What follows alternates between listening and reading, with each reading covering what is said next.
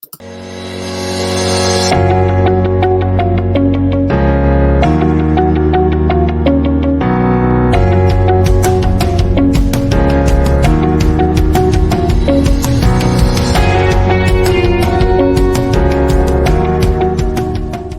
viewers, well, one of Atheist Alliance International's key volunteers is my guest tonight.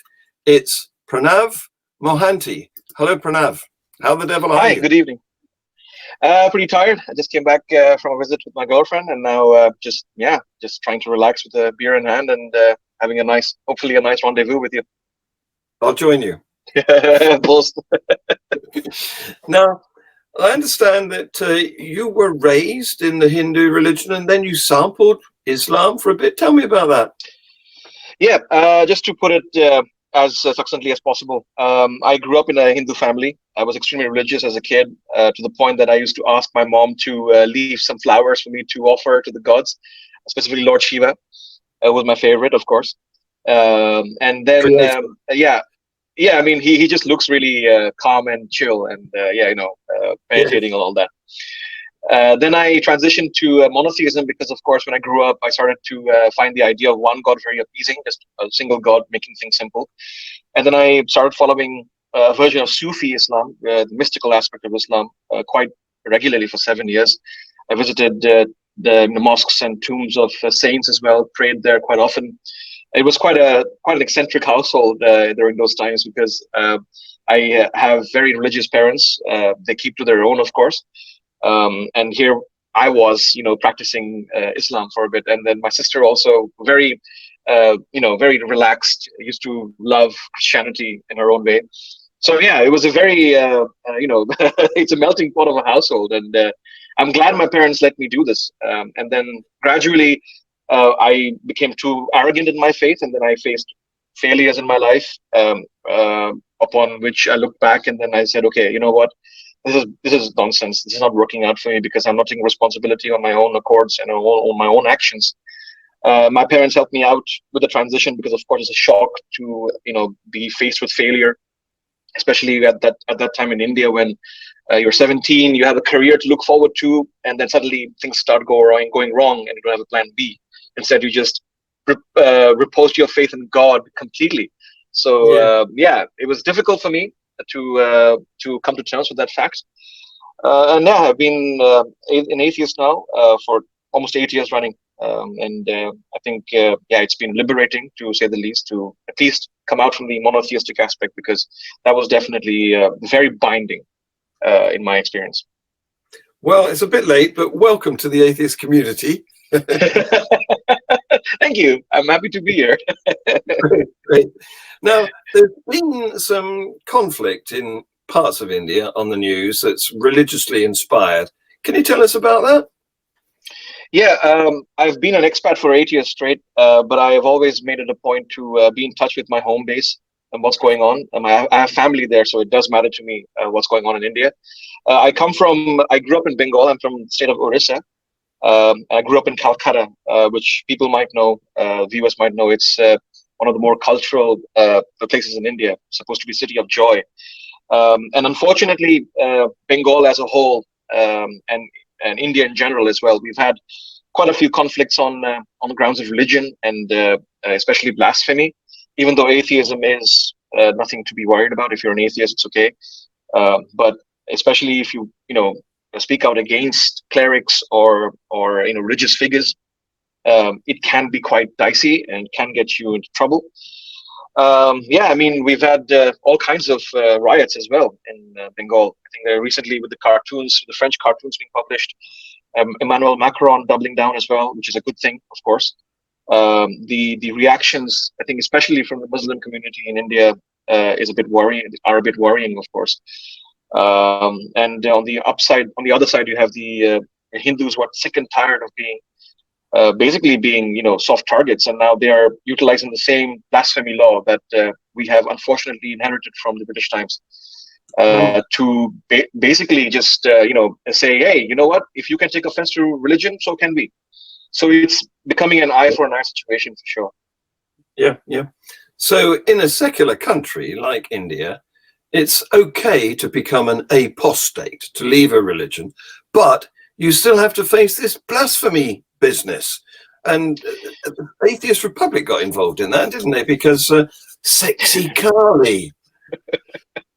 Yeah, I mean, that was quite hilarious. To be honest, I also have a few, I'm following a few prominent Hindu personalities on Twitter as well, and also atheists as well, Hindu atheists as well on Twitter, and they just said, oh, it's a silly little joke, it's fine.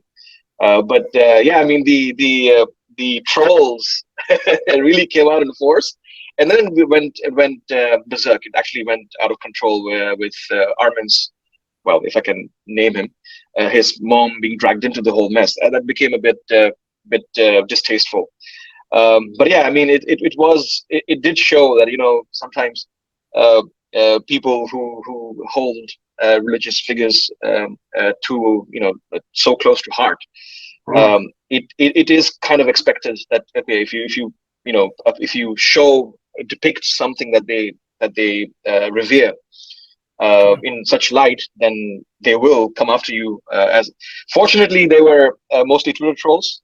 I mean, of course, there were a couple of death threats. There are always those loons out there, but yeah. I think the sense of humor among the Hindu community is, like I said, it's probably going down a little bit because they're just sick and tired of being made fun of, yes. Which doesn't excuse the behavior. Well, in every religion, there's a few fundamentalists who are intolerant, but thank heavens they're only on the internet right now. Mostly. I know, right? I mean, I'm hopeful that it just sticks to internet trolling. And I think we can expect that, but there have been a few incidents where some volunteers, let's say, from some radical right-wing communities, they have grown impatient. But then again, that's in spite of what some media outlets might tell you, it's still on the fringe, very much so. Yeah, it's nothing like what. It's nothing like what the reaction to the cartoons is from the Islamic community, for instance. So, no. But I hope we don't get there. That's my sincere hope. Yes, well, of course, it's the business of them, the newspapers in particular, to sensationalize everything. So here's my wonderful question. If I could give you an atheist magic wand to sprinkle atheist dust around the world, what would you do? What would you do? Well, I have two suggestions, or maybe two wishes. Maybe I'll start with the serious one, of course. Okay. I think the fact that we have some kind of faith is not just religion, but also atheists. I think the only thing I have in common with atheists is just the lack of belief in a God. I actually found out that I may be termed right wing on many points of view with other atheists. I have had lots of vehement and quite vitriolic disagreements with fellow atheists as well. But yeah, I think there's no uniformity in atheists. There is no uniformity. Absolutely.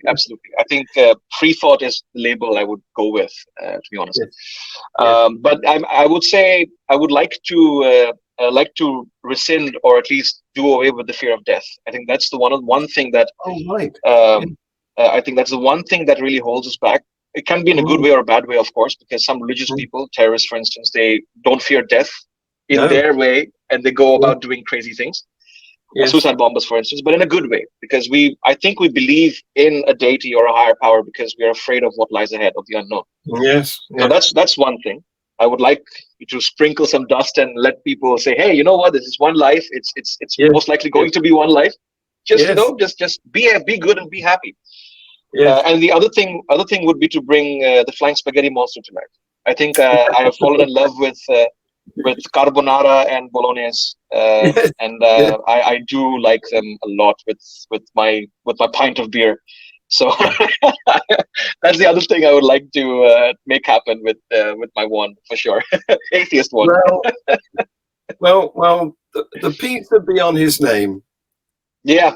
And with more beer volcanoes to bless us with. Yes.